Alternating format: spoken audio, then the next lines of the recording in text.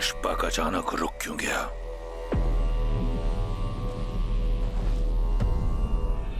पुष्पक,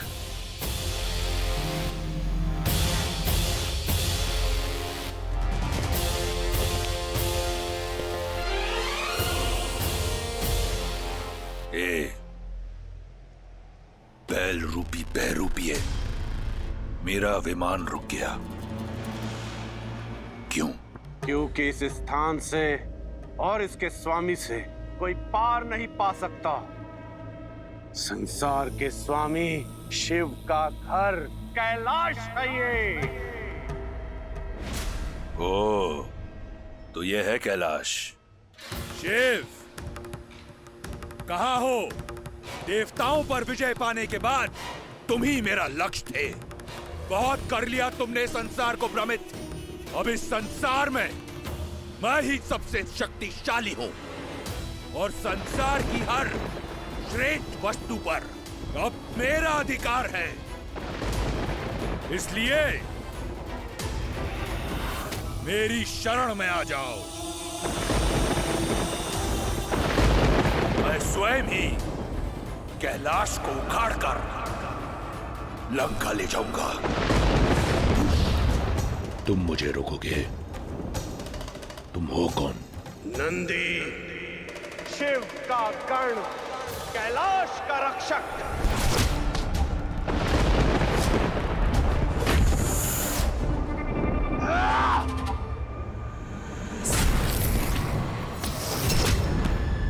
बस इतना ही बल था?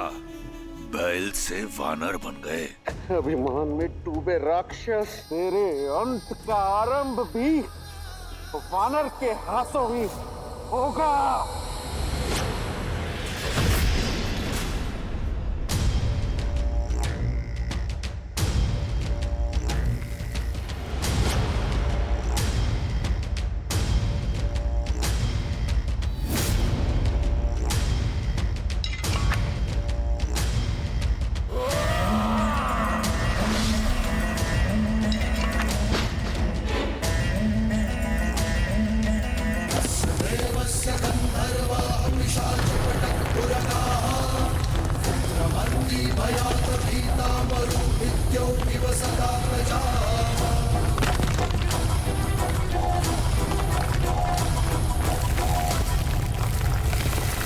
अब देवों का देव भी लंका में रहेगा, मेरी कृपा में।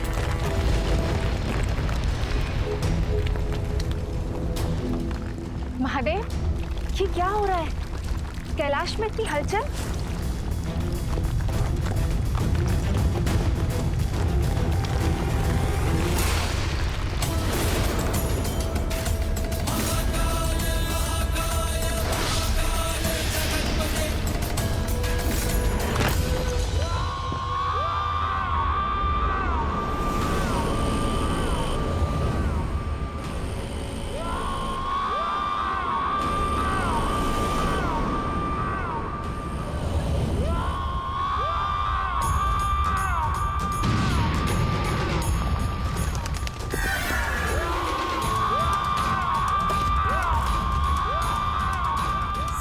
ये किसकी पुकार है?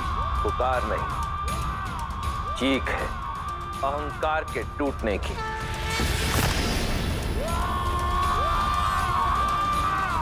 महादेव, कौन है ये?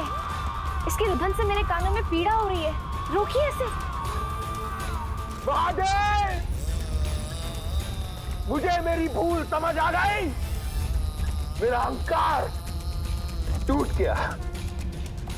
दर्शन दीजिए। महादेव, दर्शन दीजिए।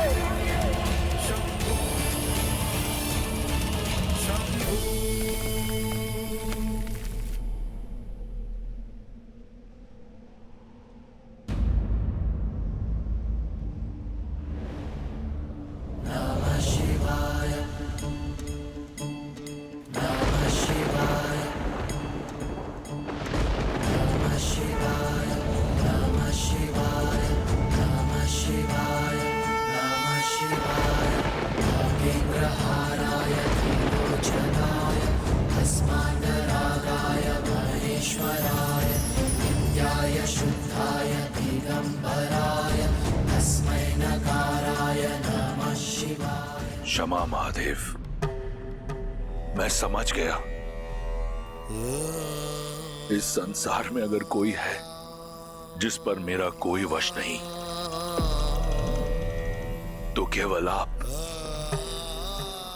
ये दशानन आपके सामने नतमस्तक है। आज से मेरे लिए केवल आप पूजनीय है, सदा के लिए केवल आप मेरे इष्ट देव रहेंगे। मैंने आपको रुष्ट किया है अपने अभिमान से, पीड़ा पहुंचाई है आपको। जब तक आप मुझसे प्रसन्न नहीं होते, मैं आपकी आराधना करता रहूंगा।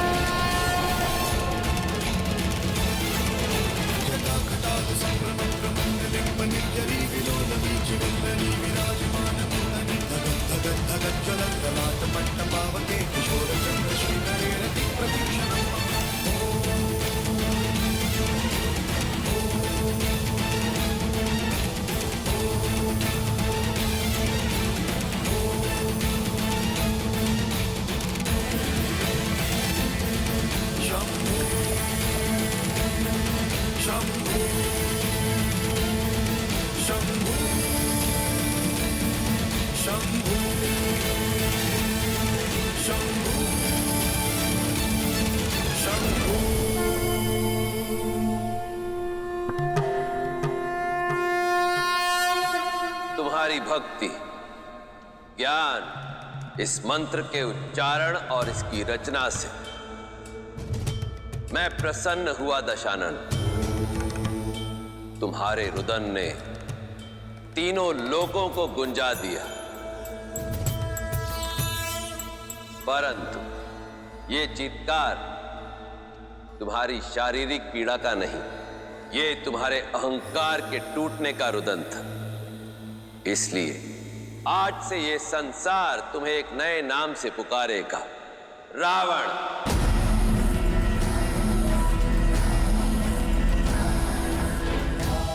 वो जिसके रुदन ने तीनों लोकों को गुंजा दिया और तुम्हारे द्वारा रचित इस स्रोत को संसार रावण स्रोत के नाम से जानेगा।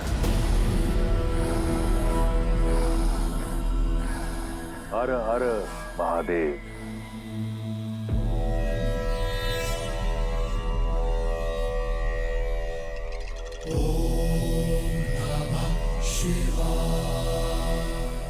महादेव, मैं सदैव आपका भक्त रहूंगा, परंतु क्या रावण? मेरे रुदान से प्रभावित होकर आपने मुझे रावण नाम दिया, तो क्या मेरी भक्ति से प्रसन्न होकर कुछ नहीं देंगे? आज से केवल आप मेरे इष्ट हैं, मैं किसी और की पूजा अर्चना नहीं करूंगा। मुझे आशीर्वाद दीजिए कि ये संसार केवल रावण नाम को जाने नहीं, परंतु माने भी।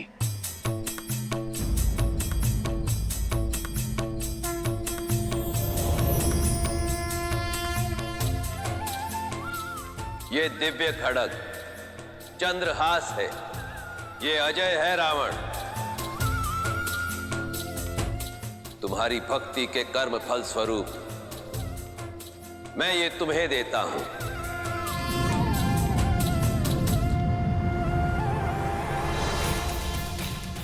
परंतु स्मरण रहे, अब इसके साथ तुम जो भी कार्य करोगे उसका कर्म फल भी तुम्हारा ही होगा।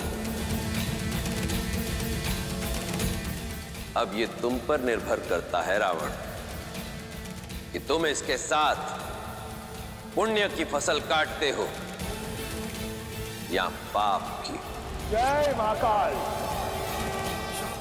देखा देवी, मैंने तो रावण को जो भी दिया उसके कर्मों का फल ही दिया था। अब उसने पुण्य के स्थान पर पाप अर्जित किए तो वो तो उसका चयन हुआ ना। उस समय उसकी भक्ति के बदले उसे चंद्रहास मिली थी और अब उसके अत्याचारों का कर्म फल देने के लिए ही जन्म लेने वाले हैं श्री राम।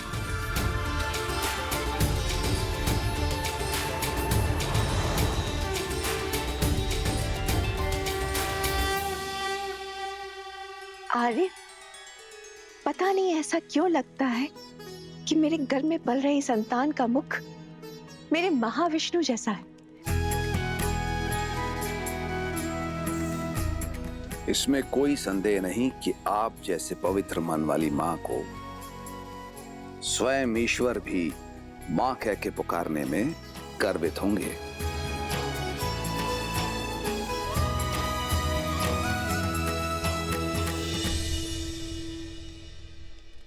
पवन की दिशा बदल रही है कैकई।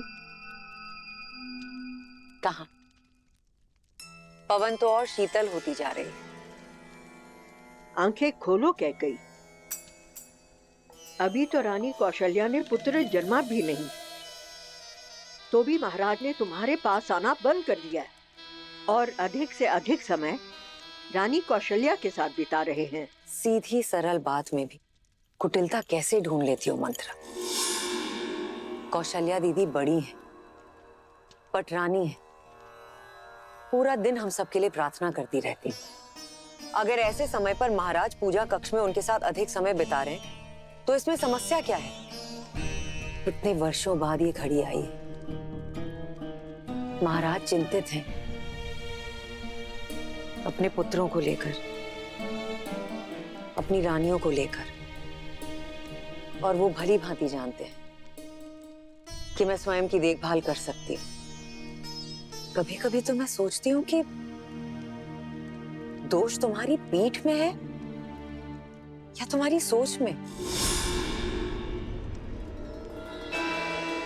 सही कहते हैं सब, सुंदर स्त्रियां मूर्ख होती हैं, जैसे कि तुम भोली भाली मूर्ख। मंत्रा,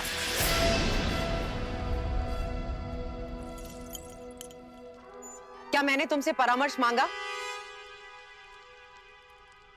कैकई, मैंने तुम्हें परामर्श दिया क्योंकि ये मेरा कर्तव्य है। कैकई, मैं तुम्हारे साथ हूँ क्योंकि मैं तुम्हें संभालना चाहती हूँ, तुम्हारे हित के बारे में सोचती हूँ, पर तुम्हें मेरी बात समझ में नहीं आती। मुझे लगता है तुम्हारे पिता अश्वपति से बात करनी होगी। दशरथ ने उन्हें दिया हुआ वचन। मंत्रा, अभी इसी क्षण मेरे कक्ष से बाहर निकलो। लेकिन कैकई, अभी मेरी बात। एकांत।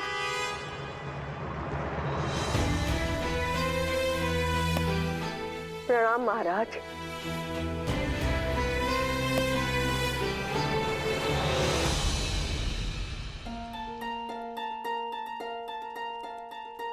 ऐसी अवस्था में दासों पर क्रोधित होना अच्छा नहीं है। तो क्या करती? वो बूढ़ी दासी ना। आइए बैठिए। दासी से समस्या है तो ये दास प्रस्तुत है।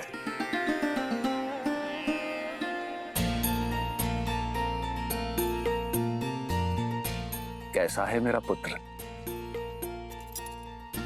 पिता हैं आप, अपने पुत्र की धड़कन पहचान लीजिए। मेरे पुत्र का हृदय अपने बड़े भाई के लिए धड़क रहा है। अच्छा, तो कौशल्या दीदी की संतान का हृदय किसके लिए धड़क रहा है? मेरे लिए। अद्भुत। किसी का हृदय भाई के लिए धड़क रहा है और किसी का अपने पिता के लिए। और हम बेचारी माताओं का क्या? हमारे लिए किसका हृदय धड़के? इस दास का।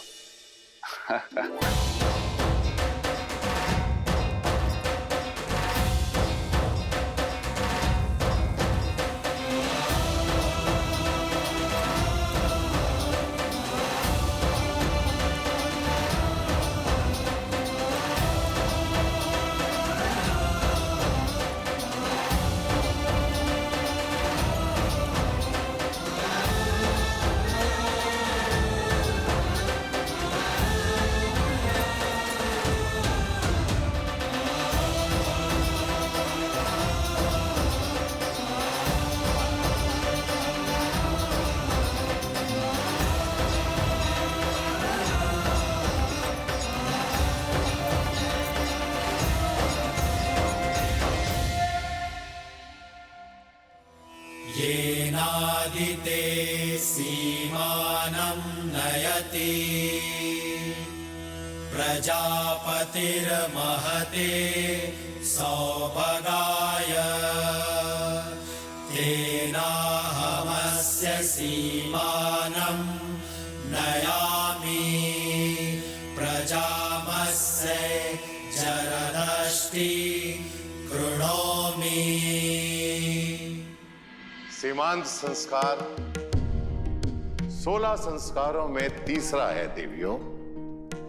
यह संस्कार उस वक्त किया जाता है जब गर्भ में पल रही संतान में सुनने की, समझने और भाव ग्रहण करने की क्षमता आ जाती है। इस संस्कार के भाव हैं कि आने वाली संतान शुभ संस्कार, स्वस्थ मन और शरीर के साथ इस संसार में आए। कैकेयी नरेश महाराज अश्वपति पधार रहे हैं।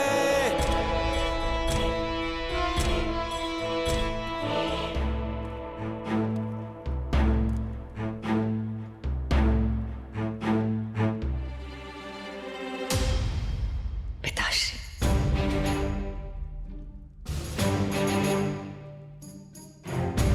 प्रणाम महाराज अश्वपति, पधारिए। बधाई हो अयोध्या राज। आपको भी। पिता बनने वाले हैं आप। धन्यवाद। आशा है कैकेयी का हाथ मांगते समय जो शब्द आपने कहे थे वो आपको स्मरण होंगे। स्मरण है महाराज। मैं फिर से दोहरा देता हूं। आपने हमें वचन दिया था कि मेरी पुत्री कैकेयी का पुत्र ही अयोध्या का युवराज बनेगा।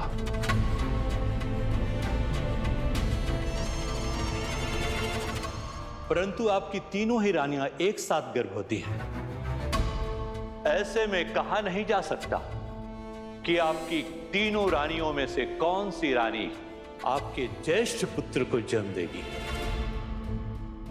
जो अयोध्या के नीति अनुसार युवराज बनेगा। ऐसे में यदि मेरी पुत्री ने आपके ज्येष्ठ पुत्र को जन्म नहीं दिया तो आप अपना वचन भूल मत जाइएगा। मेरा ही नाती अयोध्या का युवराज होना चाहिए।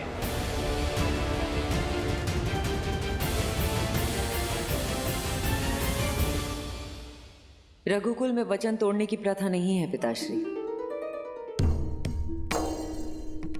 आपको दिया गया वचन अयोध्यापति अवश्य पूर्ण करेंगे।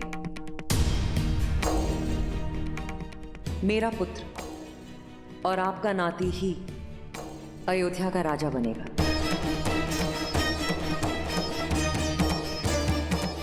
चाहे वो मेरी कोख से जन्मे या किसी और की?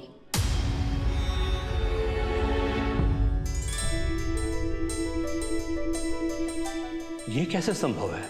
इस घर के सभी पुत्रों की माताओं होंगी मैं। उसके नाते सारे राजकुमार आपके नाती हुए, तो फिर आपका वचन कैसे भंग हुआ?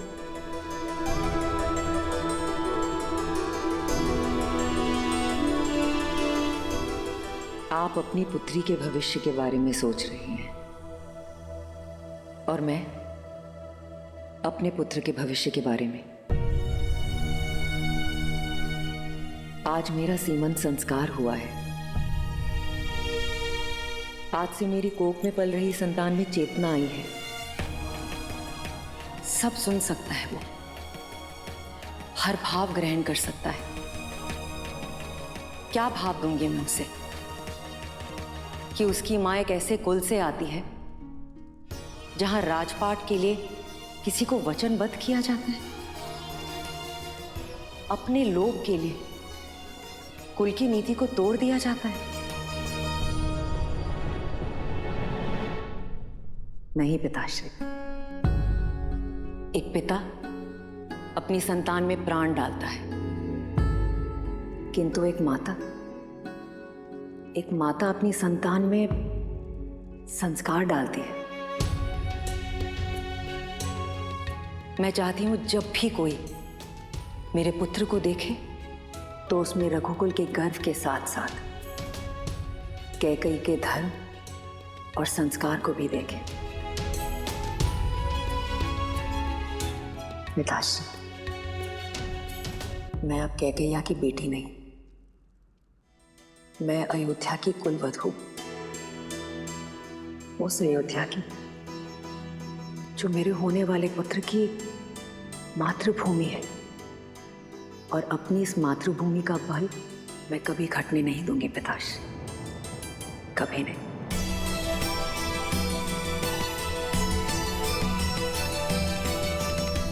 आज मेरी पुत्री बड़ी हो गई है। गर्व है मुझे कि आज मैं एक ऐसी पुत्री का पिता हूं जिसने अपने पति का मन पढ़ा और अपने ससुराल की मर्यादा को रखने के लिए इतना निस्वार्थ निर्णय लिया। मैं पुत्री किसकी हूं? मेरी। और तुम्हारा पुत्र भी तुम्हारी ही भांति सदा निस्वार्थ रहेगा और धर्म के मार्ग पर चलेगा। कैकेयी,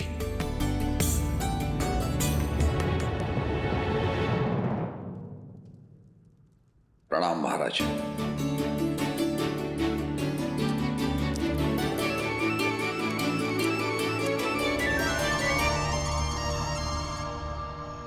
कैकेयी, तुम छोटी होकर भी आज सबसे बड़ी हो गई। मन करता है प्रति क्षण तुम्हें वर देता रहा। नहीं नहीं नहीं नहीं, मेरे पास इतनी बुद्धि नहीं है। वर्षों पहले जो 2 बार आपने दिए थे, अब तक नहीं समझ पाई उनका क्या करूं। आप बस मुझे प्रेम देते रहिए, उसमें कोई बुद्धि नहीं लगती। निस्वार्थता की ये भावना, उदारता का ये उदाहरण, कितना प्रेम, कितना धर्म है राम की इस कथा में। मर्यादा पुरुषोत्तम को तो ऐसे ही परिवार में जन्म लेना था। महादेव, अब मुझसे और प्रतीक्षा नहीं होती। मुझे श्री राम का मुख देखना है, वहीं अयोध्या जाकर। तो प्रतीक्षा को समाप्त करते हैं देवी और प्रस्थान करते हैं अयोध्या नगरी की ओर, जहां समस्त अयोध्यावासी प्रतीक्षारत है अपने युवराज के जन्म के लिए।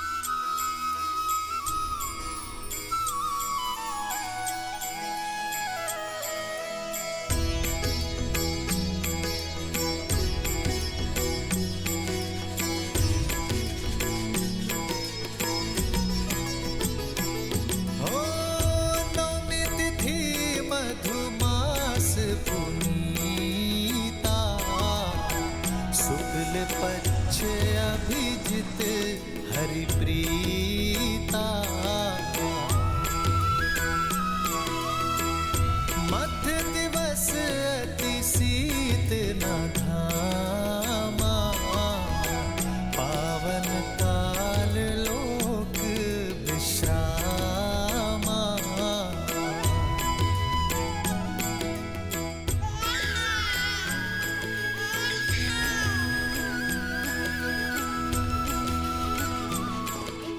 महाराज बधाई हो, दशरथ नंदन आए हैं।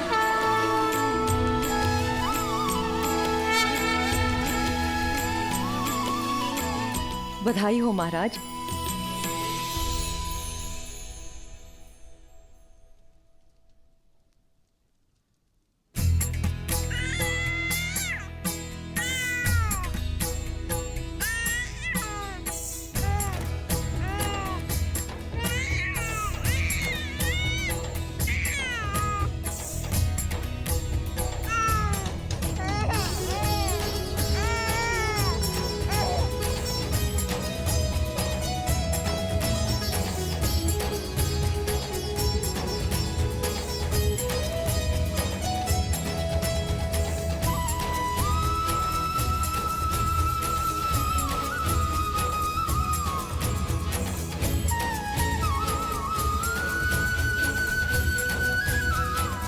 मेरा पुत्र, मेरा प्रिय पुत्र।